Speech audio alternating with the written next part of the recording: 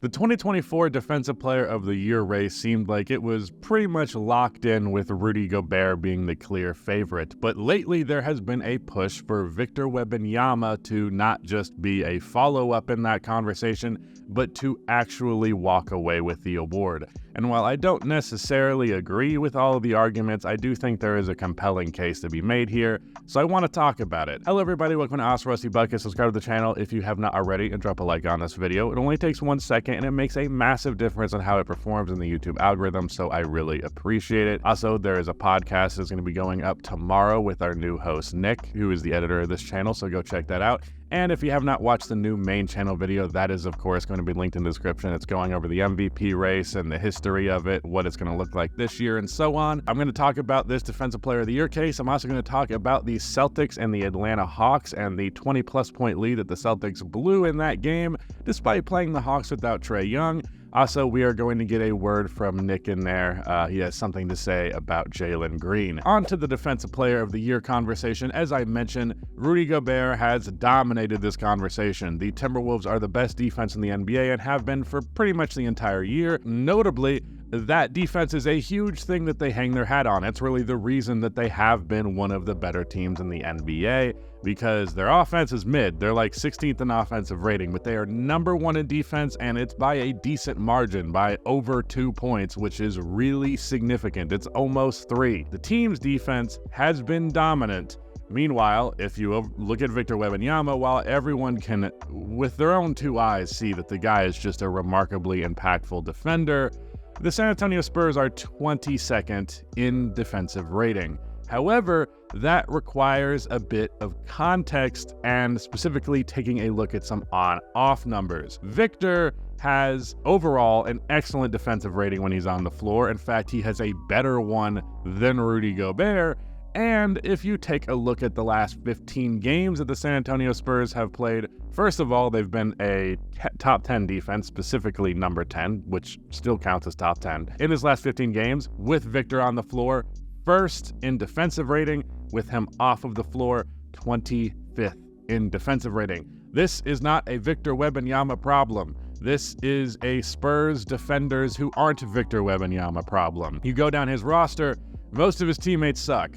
Not just on defense, but in general. But keeping the conversation on the defensive end of things here, they are dropping the ball the moment that he's not on the floor, and he is pretty much single-handedly carrying them on that defensive end. Now, what I find interesting about all this is that this is comparable to a case for Rudy Gobert in the past. Not directly, because of course the San Antonio Spurs are A, not a top 10 team in defensive rating overall on the year, and B, they're not very good. In the case of Rudy Gobert, he very much got the Defensive Player of the Year because he was carrying Utah's defense. If you're going to be a Defensive Player of the Year, ideally you're going to have a top team in defensive rating, and the Jazz would be that many years in a row with Rudy Gobert because of Rudy. Then, of course, there was the playoff exploit thing that people talk about all the time, which was used to hinder and just diminish the legacy of Rudy Gobert. The reality of that was the defenders in Utah, not a strong group of defenders to say the least. Very piss-poor point-of-attack defense, which would lead to Rudy Gobert having to make up for their fuck-ups and then just get caught out on an island that he's not ready for, and then Terrence Mann hits 7 corner threes on you, and then suddenly you're eliminated from the playoffs. Not Rudy Gobert's fault. Same thing's happening to Victor Wembanyama right now, where the moment he's on the floor, we're talking about one of the most dominant defenses in the entire sport, and then his teammates are just utterly failing him, either when he's on the floor and he's having to make up for their mistakes, or more accurately, when he's not and he's not there to make up for their mistakes, and those mistakes actually end up having consequences. Overall, if we're taking a look at the defensive metrics, Victor Wembanyama seems to be having a better season. If you take a look at their defensive impact on a per 100 basis, Victor Wembanyama is in the 98th percentile, causing a difference of 11 points a game, whereas Rudy is only in the 84th percentile, causing a difference of 4. Now that can be highly contextual, and it's also worth mentioning that this is kind of, I've talked about this in the MVP race video, like the notion of your team's being bad enough that you can get individual accolades, but not good enough that you can win or actually be good in those areas. This is something like that, where because they're so bad without Wemby, the difference also becomes bigger. But at the end of the day, the difference is ridiculous. 98th percentile defense is 98th percentile defense. I don't really want to hear an argument in that regard. But the problem with that is that we're talking about advanced stats, and we're talking about stuff that you have to be a dork to look up, and on-off numbers and things like that. And historically, that's just not going to win you any kind of award race in the NBA. Typically speaking, the shortest argument you can have is really going to be the ideal one and the winning one. The quicker you can make a case for somebody, the better. If you're starting off your case saying, well, if you look on the on-off numbers, it's probably not going to work all that well. But also, I don't think we should just be pro being as stupid as possible in this award race and just accepting blind reality of, I guess we've decided Rudy Gobert is going to win it.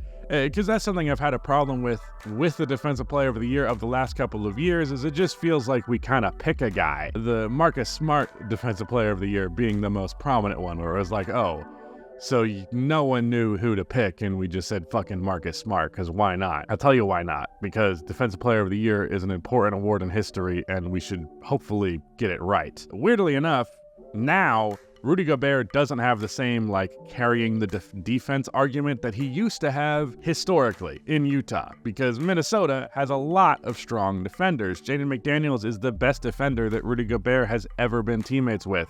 Anthony Edwards is a really strong defender. Nickeil Alexander-Walker is a really strong defender, borderline making an all-defense case off of the bench. Kyle Anderson is a strong defender. Even the guys who aren't strong defenders, like the Mike Conleys of the world, aren't making mistakes on the defensive end all that much, especially not to the extent that they did in Utah. So, this is weird. It's very backwards to what has historically applied to Rudy Gobert, but I think Rudy ends up winning it, and this conversation doesn't really evolve into much because, first of all, there is a huge benefit to just being locked into the award in most people's heads for months. The fact that people were just like, Rudy Gobert is definitely Defensive Player of the Year months ago, myself included, kind of just locks you into that case, and people aren't really going to change their minds that late. So that's one factor. Again, there's also this more convoluted argument for Victor Wembanyama, which is not as easy as a simple argument of Rudy Gobert is easily the best defender on the best defense in the entire NBA.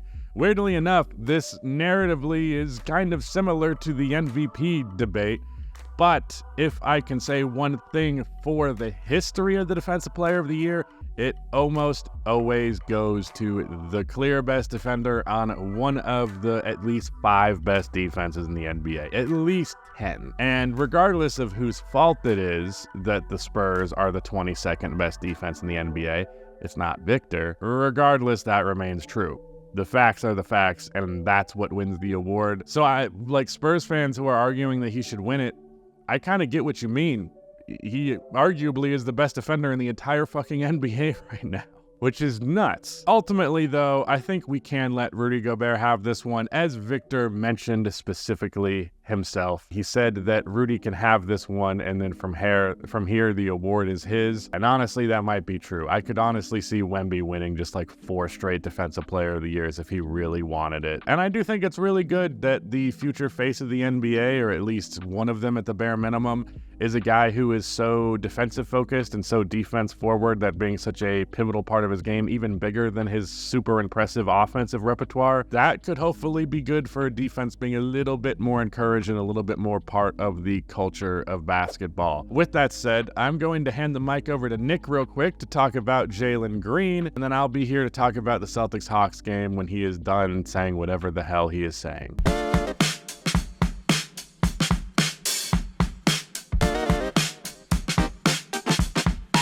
Folks, I gotta be honest with you. Jacob was kind enough to give me the breakdown of all the topics he was gonna hit on today, so that way when it came time for me to record this funny little segment, I was able to, create and formulate my own take from the melting pot that he had created for today's video. But then something came across my desk. I had the ISO, had to clear everybody out, everybody get the fuck out of the way, give Nick the ball. Because here at NHAT, a syndicated partner of also Rusty Buckets, we cover the biggest stories and we cover them from all angles. And a week ago, I tried to tell you guys that I was like the digital Paul Revere, right? I was blowing the whistle on the whole LeBron podcast thing. Well, I'm kind of back again. I want to dive into something. I opened my own little investigation because I felt like something down in Houston was a miss. We've been seeing this for decades, man, that as soon as the regular season rolls around, you have these like end of the regular season stat hunters, right? You know, as soon as a lot of teams are out of the playoff race, maybe they're kind of starting to buy into the tank, or this is when these dudes make their fucking money, is in like the month of March and then the last stretch of the month of April.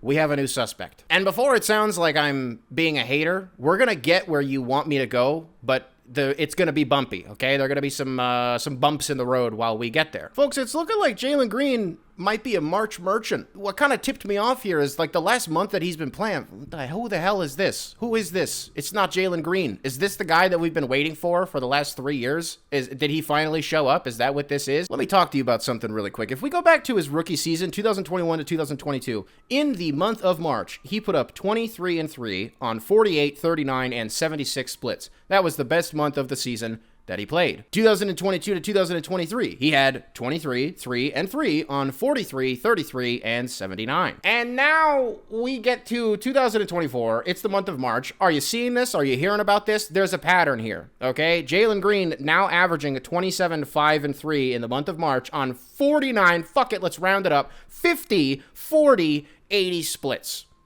Huh? To tell you the truth, you know, in previous years, if you're a Rockets fan, you're happy about it that he's like finally playing well and he's not operating on like a 33 true shooting percentage. True shooting percentage like isn't real. It's a stat that I famously don't care about. I don't think it's real. I think it's made up and it's meant to trick people. But like his shots wouldn't go in, and like most of the time, Jalen Green would just like 30 feet away from the basket, and Rockets fans just kind of had to scratch their heads and be like, "What the fuck, man? Like we're trying to go after like Chet Holmgren. We're trying to go after, like, Victor Wembanyama." But the point is that he would spend, you know, the better part of the season, like, being the most chef's kiss tank commander. And then when it came to crunch time and shit was actually getting real, he was like, I gotta score. But here's the thing, and this is where it gets good, right? Is Houston actually needs it. Like, Houston is actually at a point in their rebuild. They had this summer that people were kind of divided on. Like half of the people were clowning it and they're like, "Oh, like wow, you guys are really going all in. Like good for fucking Tillman Fertitta. This isn't gonna go anywhere." But you know what Rockets fans did? They stayed true to the plan and they believed. And now they're at a point where, dude, yeah, they're playing meaningful games and they're like sneaky about to get into the play-in. So I say all this to say, you know, you look at a guy who 3 years ago gets drafted. I mean, now we're hearing from Shams that there was a trade that the Rockets threw out like a couple months ago where they're like Jalen Green had multiple first-round picks for Mikal Bridges, and the Nets said no. So you have a top 3 draft pick who needed to go off in a bad way in the dog days of the season where they're trying to hunt the Warriors. They're trying to hunt the Lakers. And you know what the best thing is about Jalen Green? Like you hear, in previous years in the month of March, it's like, wow, 3 rebounds and 3 assists. Like that's cute. Like, but dog, that's just never been his game. If I'm putting Jalen Green on the floor, he's not going to play defense. He's not going to rebound the ball. He's not going to pass the ball. Sneaky, like, actually not a bad playmaker. Like, he could throw some shit. Like, he can really, like, put a pass in a shoebox. But, like, that's not his deal. Like, that's not, I don't even think that's what he wants to do. I think Jalen Green has to be, like, the quintessential embodiment of why the G League Ignite failed. Is because, and that's not like a detriment to him, but it's because the way that he plays is like the way that the team was promoted to play. But guess what, motherfucker? Who's laughing now? Because Houston is banging on the door of a playoff berth, rather a play-in berth, and we're going to have to reconcile with the fact that it's at the hands of Jalen Green. Good for him.